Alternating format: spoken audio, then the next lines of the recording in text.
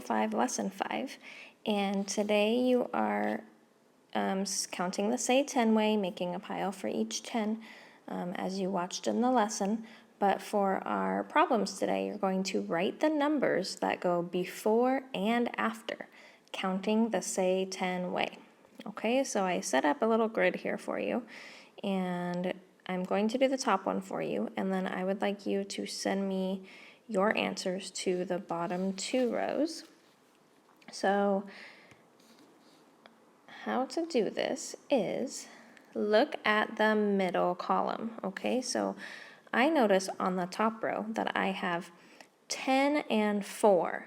So the one that goes in the first column would have to be before 4. What number becomes before 4? And I know if I have 4 fingers up and I take one away, that would be 3.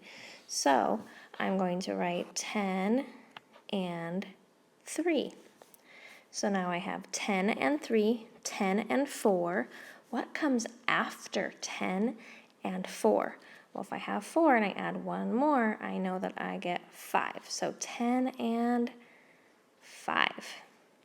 Okay, so the bottom 2 rows, I have 10 and 2. So you have to figure out what goes before 10 and 2, what goes after. And then down here, I have 10 and 5. So what comes before 10, 5, and what comes after 10, 5? Okay, please send me your answers.